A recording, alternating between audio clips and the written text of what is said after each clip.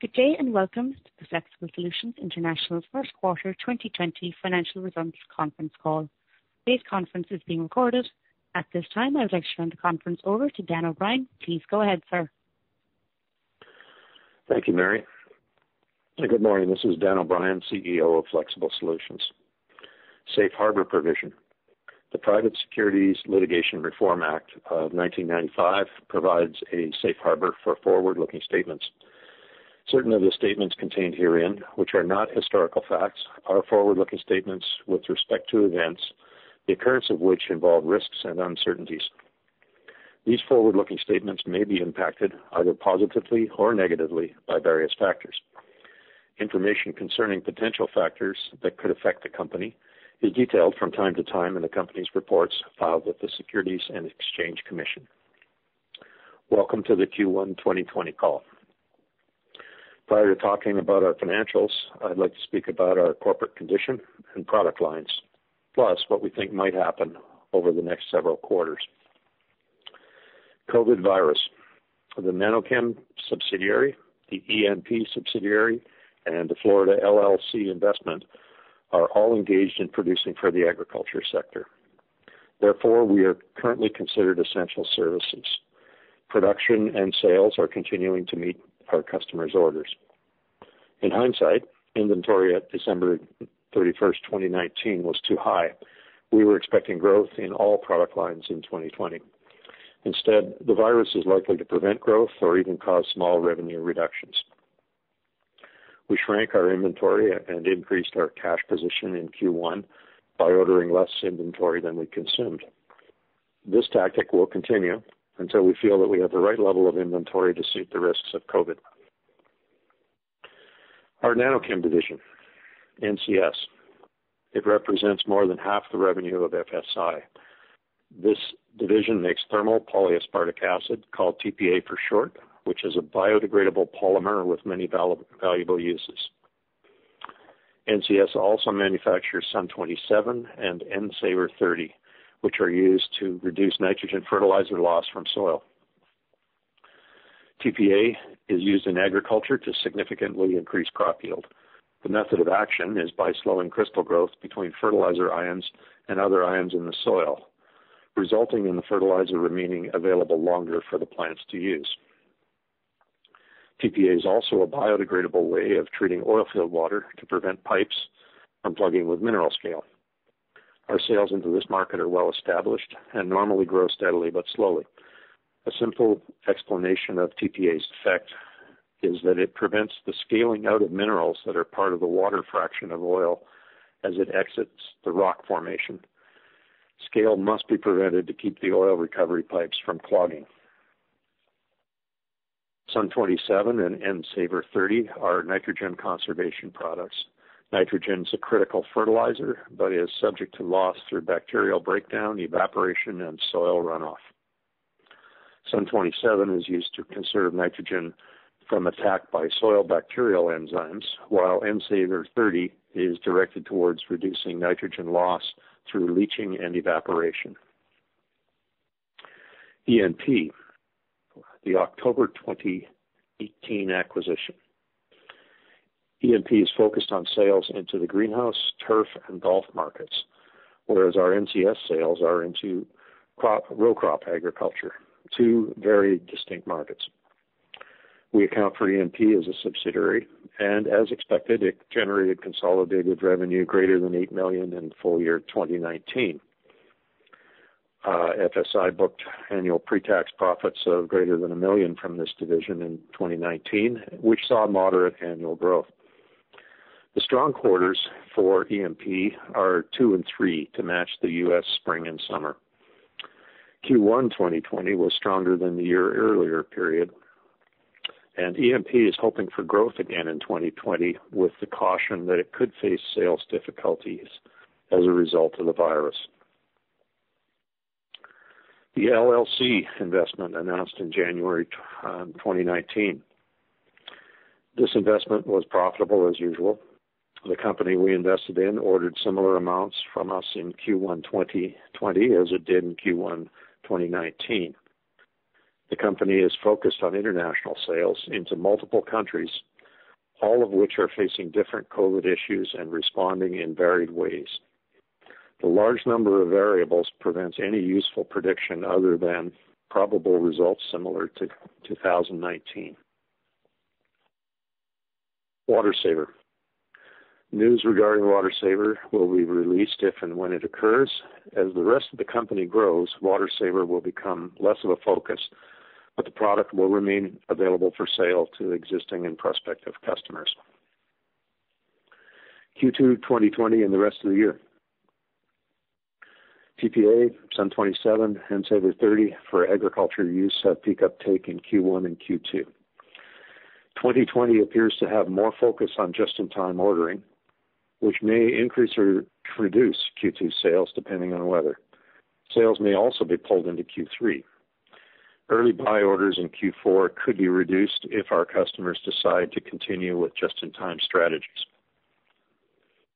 Oil, gas, and industrial sales for TPA are expected to be flat or mildly down in Q2 compared to the previous year, while predictions regarding Q3 and Q4 are not possible under the circumstances. Like agriculture, our sales to cleaning products and water treatment are considered essential, leaving only oil and gas as a market vertical at significant risk. The risk in O&G is not permanent loss of business. Rather, it's the possibility of some wells shutting down for maintenance while oil prices are low. Tariffs. Well, since September 30th, 2018, many of our raw materials imported from China have included a 10% additional tariff, which then rose to 25% in 2019. U.S. customers received price increases from us as this inventory entered production. International customers are not charged the tariffs because we are applying for the export rebates available to recover them. As a result, the accumulating tariff payments to the government are affecting our cost of goods, our cash flow, and our profits negatively until the rebates are received. Rebates are very complicated to apply for and can take many months to arrive. The total dollar amount due back to us has become significant and continues to increase. The rebates will increase profitability and cash flow while decreasing cost of goods for the future quarters in which rebates are received. And we are reasonably comfortable in predicting that some rebates will start to arrive in late Q2 or early Q3. Highlights of our financial results. Sales for the quarter decreased less than 1% to $8.43 million compared with $8.47 million for Q1 2019. The result is a gain of $1.26 million or 10 cents a share in the 2020 period compared to a gain of $1.01 million or 9 cents a share in 2019. Working capital is adequate for our purposes and expected to increase during 2020 as we book retained profit from sales. Effort will be made to reduce inventory and accounts receivable while increasing cash until the effects of the virus become more predictable. We also have a line of credit with BMO Harris Bank of Chicago. We're confident that we can execute our plans with our existing capital. The LLC investment in January of 2019 was made with cash on hand provided by FSL, our Canadian operating company. Now, the text of this speech will be available on our website on Monday, May 18th. Email or fax copies can be requested from Jason Bloom, jason@flexiblesolutions.com. Thank you. The floor is open for questions. Mary, will you give the proper instructions, please?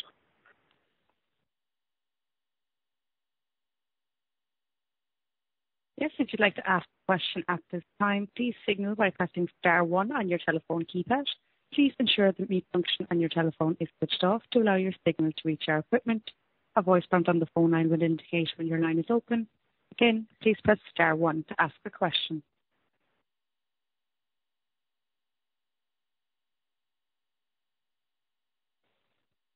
We can take our first question now. Caller, your line is open. Please go ahead. Hi, Dan. How's it going? Good morning.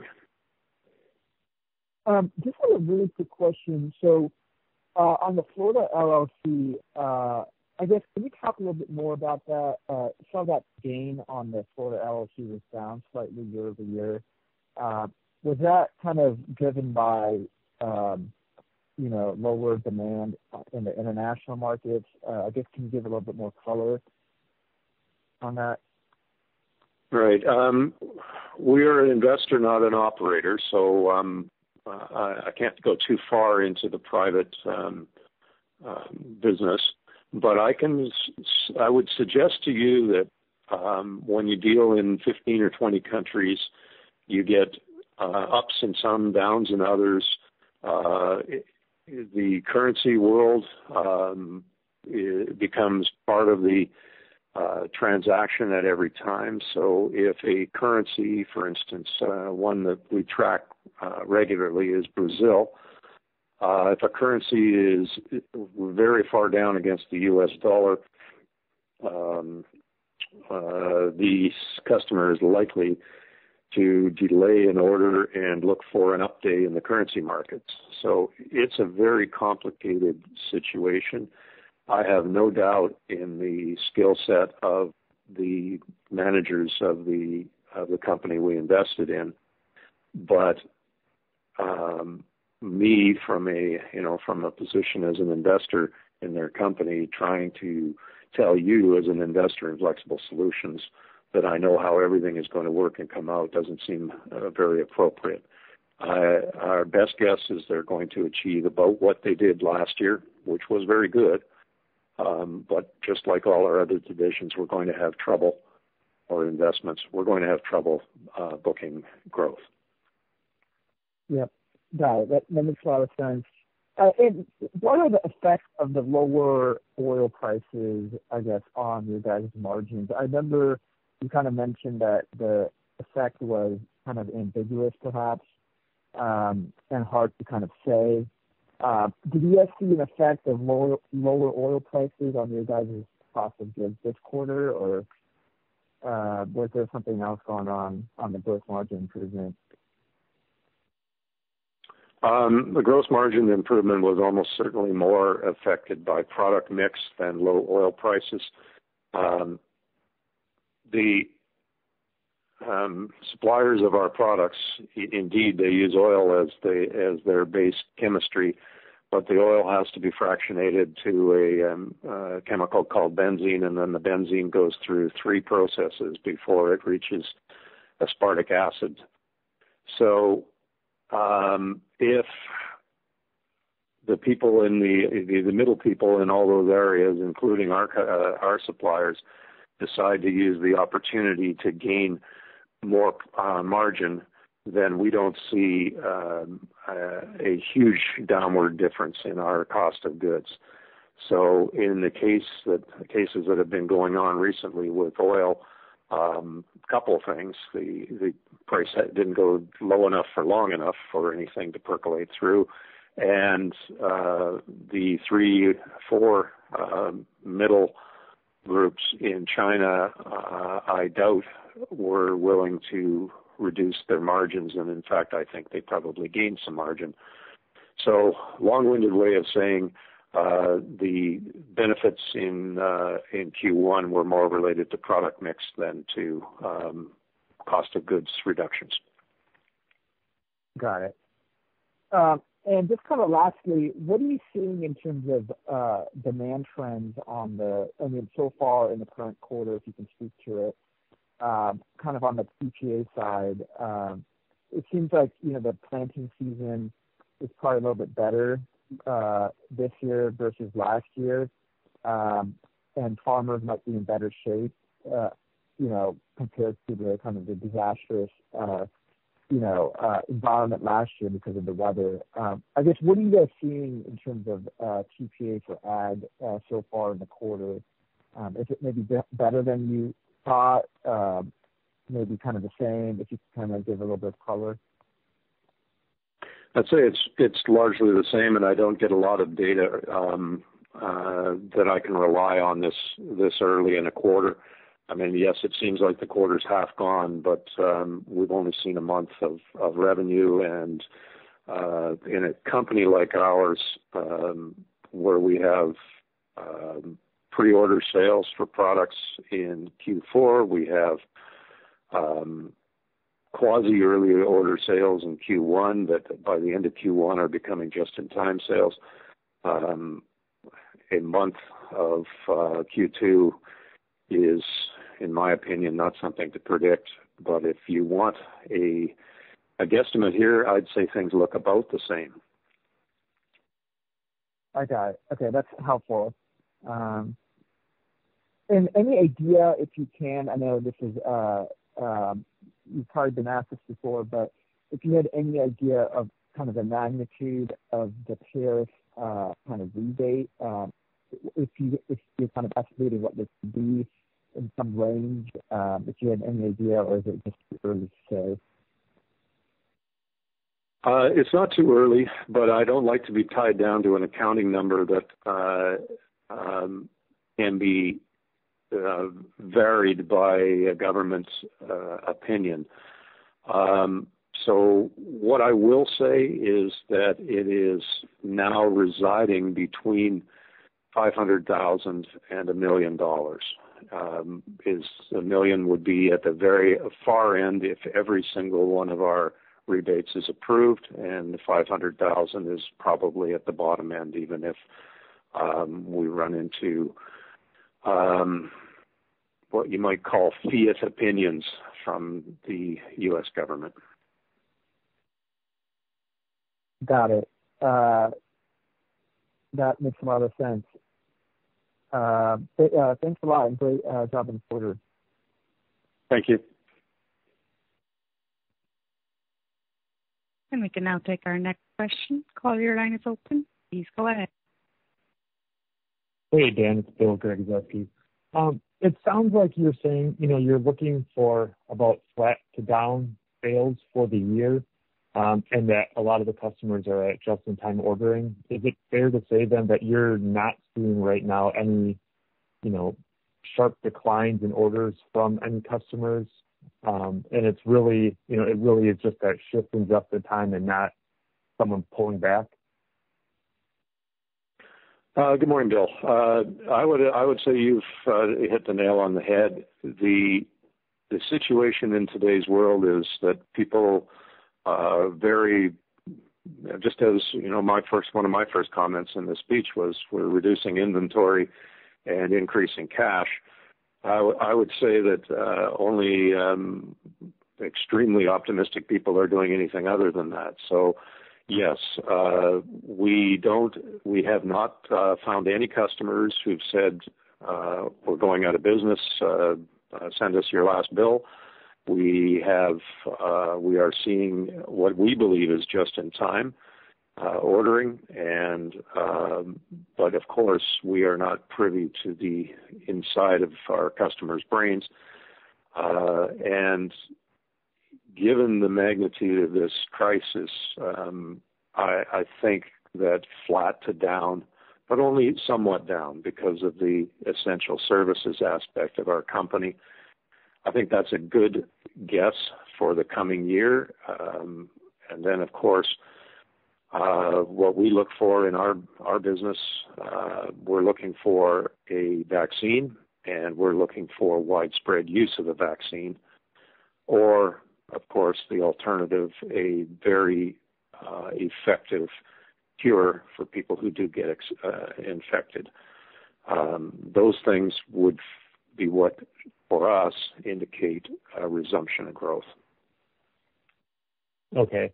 And then on the tariff, you mentioned you're looking to start getting some of that in, like the next 3 months. Is getting these rebates in something that you're expecting regularly that we can look for, each quarter going forward, or is it just going to be extremely lumpy, do you think? It's going to be lumpy at the beginning, and once we have gone through the initial lumps of our historical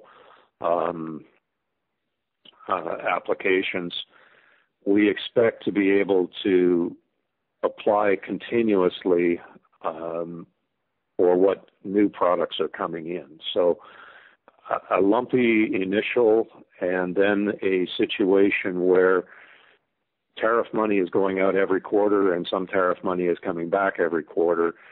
So it looks more in the books as though our cost of goods has gone down and is staying down. But in effect, what we will be having is a continuous payout and rebate program running in the background. Okay, so it's possible, just say Q3, you have a massive gross margin because there's a big amount that comes in. It is possible, and I will personally promise that if that's going on, I will have a number and a statement in the financials for any quarter where it's gotten weird that way. Okay, great. Thanks, Dan. Thank you. And once again, as a reminder, it's star one if you wish to ask a question. We can take our next question. Caller, your line is open. Please go ahead. Hey, Dan. It's Raymond Howe. How are you? I'm fine. How are you? I'm good. Hey, a couple of quick questions about the Florida LLC. I know first quarter is one of their stronger quarters. Is fourth quarter the other typically strong quarter? It's a funny situation. Last year, second quarter was their worst quarter, and they were very strong in 3, 4, and 1. This year, early indications are a very stable 1, 2, 3, 4. I think, again, my comments to the first question are there's an awful lot of moving parts when you're dealing in 15 or 20 countries with, 15 or 20 currencies that are moving for and against the U.S. dollar. And, of course, both southern hemisphere and northern hemisphere planting seasons. So my thinking is that a normal, if there is such a thing, a normal year would have roughly equivalent quarters, but there are going to be very few normal years. Okay. And do they actually manufacture product, or are they more of a distributor? They're distribution and sales, and we, as part of our purchase of 50% of their company, are their first choice for 100% of manufacturing. If we can't manufacture it because we're too busy, they can go somewhere else, but otherwise it's exclusive. Great. Thank you so much. You're welcome. Once again, that is star one if you wish to ask a question. We have no further questions over the phones at this time. Thank you, Mary. Everyone, I hope you stay healthy and well and have as good a year as is possible under the circumstances. Thank you for listening, and we'll talk again in 3 months. Take care. Bye. This concludes today's call. Thank you for your participation. You may now disconnect.